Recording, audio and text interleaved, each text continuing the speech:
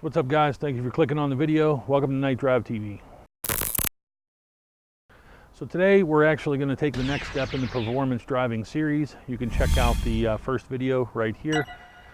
In this second edition here, we're going to talk about the hands. We're going to go from the feet in the first video. We're going to go up to the hands. We're going to talk about how you grab the steering wheel, where you position your hands, and a lot of different small details which are going to make you smoother, faster, and more controlled. So that's what we're going to get into in this one. So before we jump into the car and hit the lot, I just want to say thanks. You know, I did hit the 1,000 subscriber mark on the last video. That was a big goal, so I appreciate that. And we're going to be doing a special video for that, so keep an eye out. So, you know, if you're not a subscriber, please, I ask you to, you know, give me a shot there for a little while. This is something I'm kind of putting more energy into and look forward to making a lot of content for you. So basically, we're going to jump in here with multi-views. We're going to head out in the parking lot and show you a few things here, so come on with me. All right, guys, so we're out here in the parking lot, and what I'm going to do is I'm going to go into some details. Moving up from the feet, we're going to move to the hands. Hands being number one, driving position. Let's start right there. A lot of people, you know, they have different comfort positions, and some people want to be, and obviously it's body type. It's, you know, for me, sitting in this car, the thing that I struggled with when I got this particular car, the C5 Z06, is that given my height and the distance, I wanted to be comfortable with my knees having some space to the dashboard. The steering wheel was a reach for me, and I kind of tended, and you could see in this video I have at the track, this was actually the first year I got the car. You could see how extended. I was driving with my shoulders, essentially, and I was losing a lot of leverage. These cars have kind of like they call it like a magna steer type of situation where it stiffens the steering with speed. So when you're getting on the track doing 80, 90, 100 miles per hour, the steering in these cars gets heavy, you know, in the sense that it tries to give you feel. And so being extended, I was losing leverage on just being precise. And so that was a big part of why, you know, in this particular car, I added this steering wheel. And as you can see, it kind of gave me some dish, and that was gave me the ability to kind of get myself into a more bent arm position. So really the whole foundation of where your hands are and how your arms actually work with the car starts with your seating position.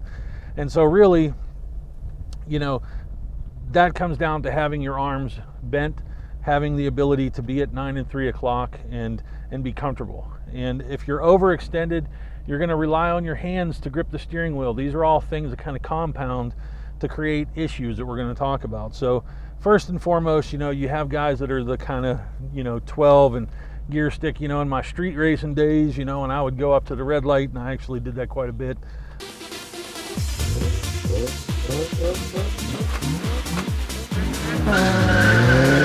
It's where I established my first shop, to be honest with you.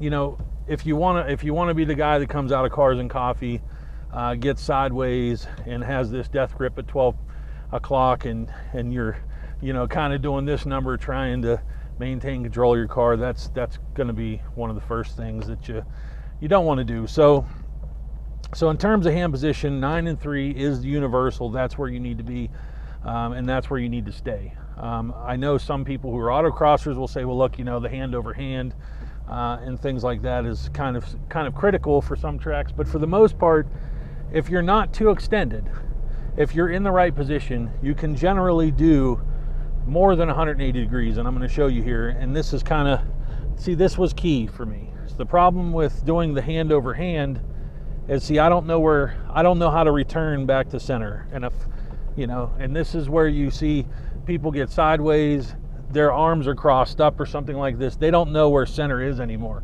So they just get into the flailing, and that's where the tank slappers come into play, of people coming out of Cars and Coffee, and off they go. So it is really critical, if you can, to be able to get this full arm cross steer in place. And the beauty of this is I'm sharing the load between my two hands, and I'm not putting undue pressure. When you get into one hand, you know, now if you've got heavier steering or a car that has some good steering feel, you have to really grip the wheel. And so what that's going to do is it's going to make you less sensitive to small changes, and when the car wants to step out, you're not going to feel the car break away as much as if I can keep a light touch. And that's the key also, is the lightness. You know, it's not having that death grip on the steering wheel, it's having a light touch. And if you could look at my hands, I'm not really engaging the wheel, I'm trying to feel what the car is doing through my hands. And that's very critical to being fast. Smooth is fast. This is a universal rule.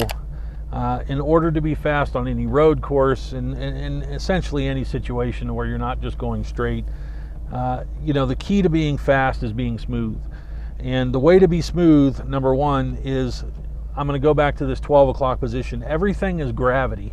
You're pulling downward, you're yanking down. The weight of your arm, everything is yanking down on the wheel, and that can cause overcorrection. That can cause a lot of, you know, if the car is on the edge, that's going to cause you a lot of loss of grip. So again, 9 and 3 o'clock, but what's the key here? The key is pushing with the opposite hand. So let's say you're making a right, coming into a right hand curve. You're going to be more or less, your dominant hand turning in should be your left. And so let's say then you're going left, your dominant hand should be your right. And then your other hand kind of becomes the supportive hand. And the supportive hand is what kind of distributes the pressure between the two, because if the car starts to wash out, I'm going to start feeling it in my right hand pretty quickly. I'm going to feel the steering get light. There's a level of resistance here that's going to be maintained as long as the car is in grip. But once it starts to depart grip, I'm going to feel that kind of give away. And that's the key, is I want to be able to feel that so I can react to it and, you know, and basically correct if I need to correct. But essentially, for the most part, when you feel the car start to give away beneath you, you can almost let go and the car will self-correct, or at least the caster, as long as your eyesight's where it needs to be, will start to correct the direction of the car itself. And then it comes down to throttle control, more or less. You know, really, there are subtleties in being fast, and there are subtleties in being in true control of a car that really aren't natural. These aren't things that we're taught. These aren't things that we learn naturally in driving school or whatever. You know, so, you know, we develop a lot of bad habits as drivers over the years, and so these are the things that can deconstruct those bad habits. So I hope you can work on that. Obviously, take a look at the first video with heel toe. Take a look at this one, and then obviously in the next one we're going to go from feet to hands to eyes. And the next one is going to talk about your eyesight, where you need to be positioning yourself. You'd be surprised. Most people think, well, you know, I drive the car, I look where I'm going. That's sometimes the problem. So we're going to talk about that in the next episode. Thank you very much for watching Night Drive TV. I hope this was simple and sweet and short, but I hope it helped you in some way. I'm going to do a lot more videos from here, so thank you for watching. Catch you on the next one. Dominant hand through the curve. Heel toe down into here. Now, as you can see, a different kind of scenario.